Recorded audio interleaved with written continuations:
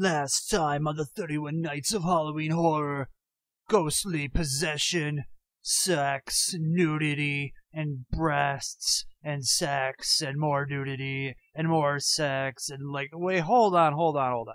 Wait, I thought this was supposed to be about horror movies, man. I mean, what is this? Well, it's supposed to be an erotic horror movie, but it was more erotic than it was horror, really. Okay, yeah, I can understand that, so... I mean, at least 2 people end up getting killed, or die anyways. Wait. Only 2 people die, and, like, one is, like, not even, like, murder? I mean, basically? Well, one was filleted to death, and we're not talking about, like, cutting. Oh. Yeah, well, I guess that kind of counts. Well, anyways. Last time on the 31 Nights of Halloween Horror, Never-Ending Nightmares. Yeah, this movie. Sorry about that, guys. Yeah. Hello, everybody, and welcome back to another episode of the 31 Nights of Halloween Horror. Never-ending nightmares.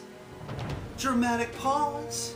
Dramatic pause. Yes, that's what we're all about. Quality here on my channel. So, episode 17. Oh, man, we are getting along there. Only 2 weeks left in October. Only 2 weeks left in October. So, wow, we are starting to get there. That second half is rolling along. And last night's episode, the Malabimba, the malicious whore, was more erotic horror. Well, I mean, more erotic than horror, I meant to say. So, I don't know, I was looking into the depths of my collections and found a movie, did a little reviewing of it online, and I thought, hey, this might be good to give it a go. It was given kind of glowing reviews, and then I watched it and wondered what kind of drugs these people were on, because it was quite disappointing. But I watched it, and now I'm going to talk to you guys about it, and that is the movie Centerfold Girls. Centerfold Girls. We can't even have the title without tits in it. Yeah, that's the kind of movie we have right now. So let's get into this. It's about a guy who wants to help some centerfold girls by killing them, because apparently, you know, having their throats intact just is not a good thing to have in this world. They basically believes that he's corrupting the world. They are corrupting the world with their nakedness. So he chooses them by getting an erotic magazine and opens up it. There's one killer, okay, there's another killer, and yada yada yada, end of movie. Except the movie does something a little bit interesting. It's actually an anthology movie that's related and takes place one after another with very little anything going on in between. So it's like a whole movie broken up into 3 separate movies.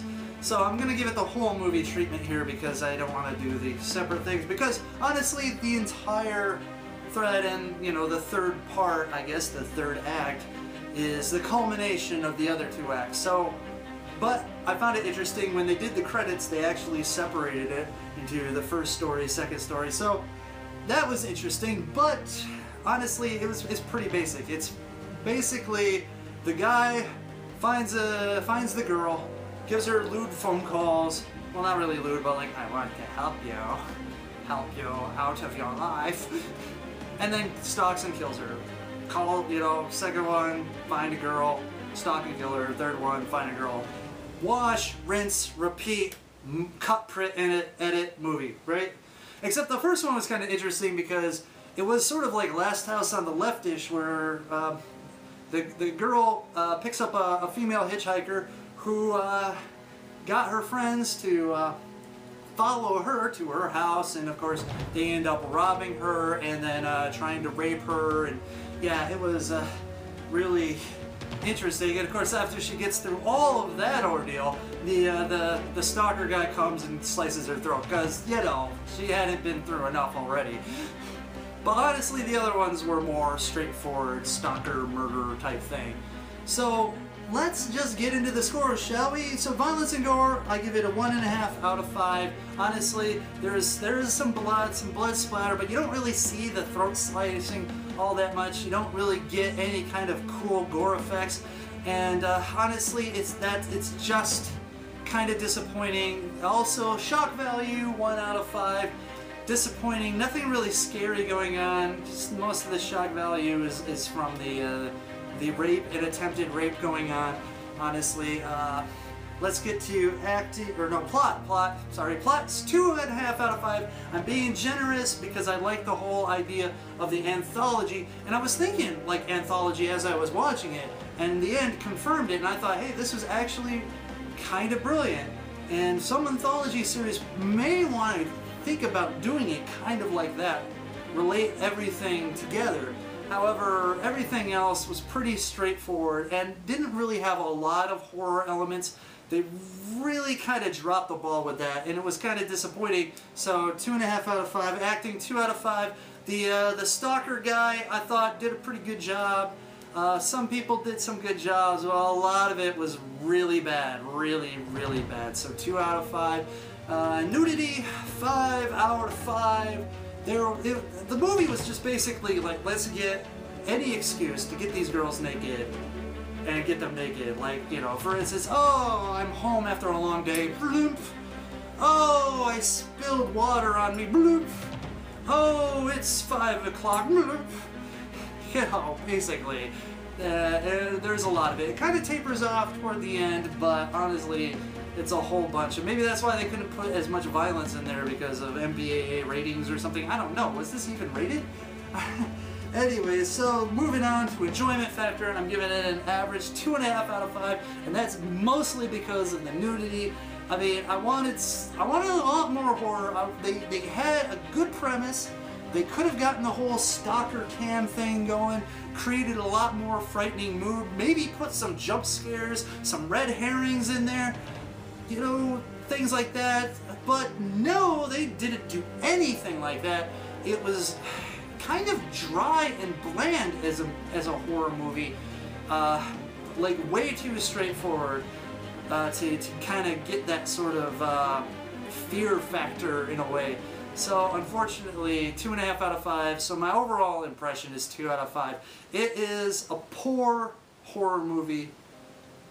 If you were looking for something more exploitative, then yeah, okay, I could see this would be right up your alley. However, if you wanted a little bit more horror with it, you know, you're just not going to get it with this one. So that averages out to 2.4 out of 5. Centerfold Girls. Honestly, those online reviews, I think they were looking for something more just about sleaze than anything else, I guess. But honestly, you know, an interesting concept, a plot that doesn't get fulfilled because of maybe limitations with the budget. I mean, it was pretty low budget, but honestly, I'm very disappointed with it. And hopefully, I'm going to come up with something a little bit better. Maybe I'm going to leave the 70s alone for the time being and go back to maybe some Asian horror movies, unless you really like the schlocky exploitation sleazy stuff. I mean, if you do, leave a comment saying, hey, more sleaze. I mean, I'll see what I can do. Hopefully, maybe I'll find one that has a lot more horror elements to it, as opposed to just a lot of horror elements to it. Okay, whatever. But until next time, I'll figure it out. Like I said, leave a comment if you want more of that, or leave a comment saying I don't want more of that. Get to more horror. You know, just anything. Just don't ask for me to do another episode of That's Fucked Up. That's gonna happen after. And I've already come up with a couple great ideas. Well, they seem great in my mind anyways, for after the 31 nights are over. So until then, everyone, you guys stay scary, internet, and good luck. I don't even know why I said that, but whatever. So,